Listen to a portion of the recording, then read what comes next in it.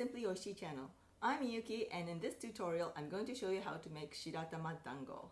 Shiratama Dango is a dango, a mochi balls that's made from Shiratamako. Shiratamako is white ball flour. What it is, it's glutinous rice flour that's a bit lumpier than Mochiko or the sweet rice flour that you normally see. In fact, this is more commonly seen as in Japan, whereas probably this Mochiko, the finer version, is more easier to find if you're living overseas. So the difference in these two flours is that this Mochiko, or the sweet rice flour, this glutinous rice flour, is the rice is washed and dried and grounded into this flour. And after that, it's been soaked for the Shiratamako, the Shiratama flour. It's been soaked in the water, then it's dried and cracked, and then it's made into a Shiratamako. So this Shiratamako is less starch. It's not as starchy as this Mochiko. But if you can't find this, well, if you go to an Asian supermarket, you can probably get this. But if you can't find this, it's okay to use normal glutinous rice flour or this Mochiko. Okay. So using this flour, we make this Shiratama Dango. The texture is different from this kushidango that I just made for the zundaan tutorial. If you're interested in how to make this edamame paste, you can go to my, you can see the link in the description. But this dango uses two kinds of flour, the glutinous rice flour and the non-glutinous rice flour, because the non-glutinous rice flour gives a very chewy texture, firm texture. It makes the mochi firm. So and then the glutinous rice flour makes a very soft texture. So this Shiratama Dango is much more softer than this kushidango here.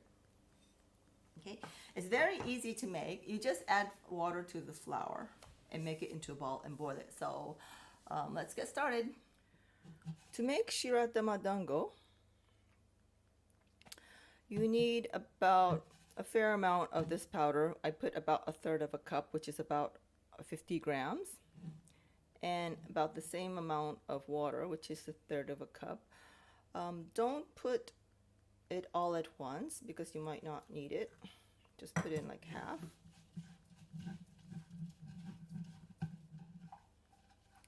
Just use your hands to mix it. Okay. It's still dry, so I'm going to put a little bit more.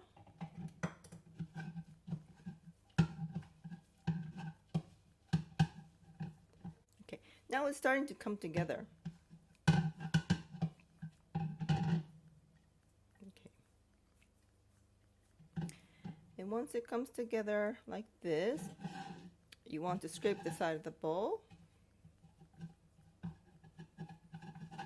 Okay, and put whatever that's on your hand to this little dough ball.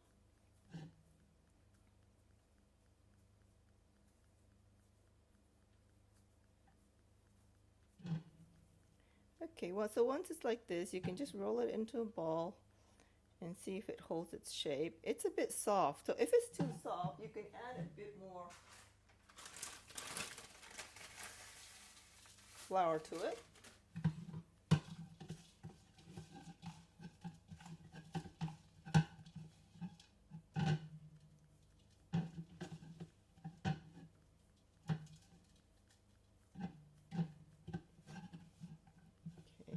If it's too soft, what it does, it just changes its shape while it's boiling. Okay, so now it's like Play-Doh. It's firm enough. It's not that soft anymore. It's a bit, you can have like a firm grip for this one.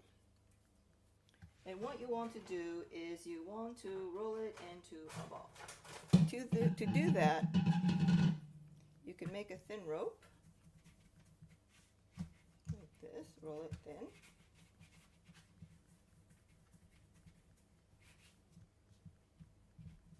Which is about 1 inch, maybe like 2 centimeters, ideally.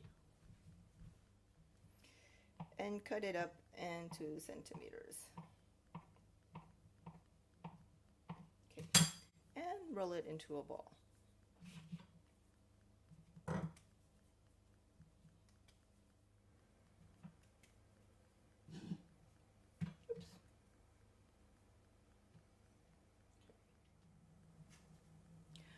Try to make the balls the same size so they will boil at the same time. So this one is a bit big, so I'm gonna just take that off and put it to the smaller ones. Once the pot is boiling, just put it in.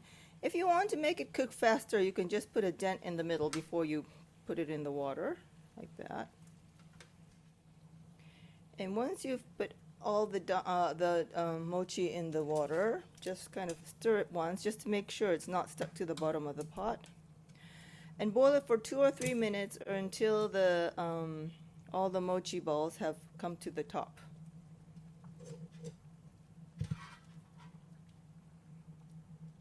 On medium heat.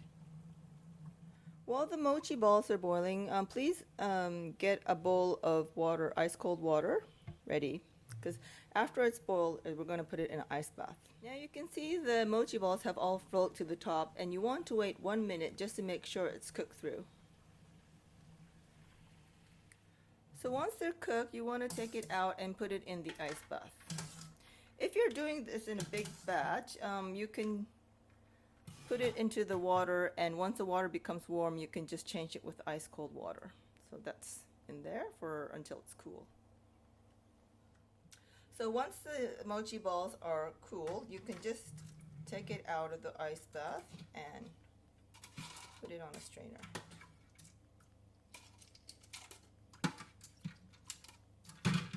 Don't leave it in too long, otherwise the mochi balls will get too hard. Okay. And here you are, the Shiratama Dango, the most easiest way to make mochi. Very soft. One of the very common toppings for the Shiratama Dango is the kinako, which is the soybean, roasted soybean flour. So this is already roasted, so it can be eaten as it is. And so it's just 1 part kinako and 1 part sugar, because the kinako itself is not sweet at all, so you need something, a sweetener. So you mix it in like this and sprinkle it in on top of the Shiratama Dango.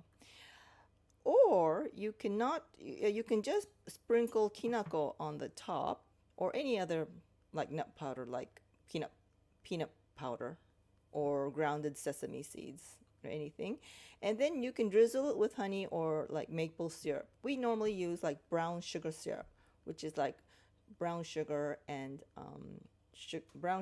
water, then it's like boiled down to a syrup. But yes, you can do that as well, and it's ready to eat.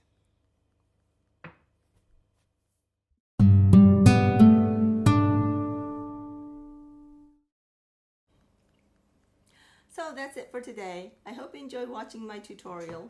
If you liked it, please give it a thumbs up, and if you'd like to watch more videos like this coming up, please subscribe to my channel. If you'd like to join my cooking classes in person, please come to Tokyo, Japan to my home, or visit my website for online classes. Thanks for watching, and hope to see you again next time. Bye-bye.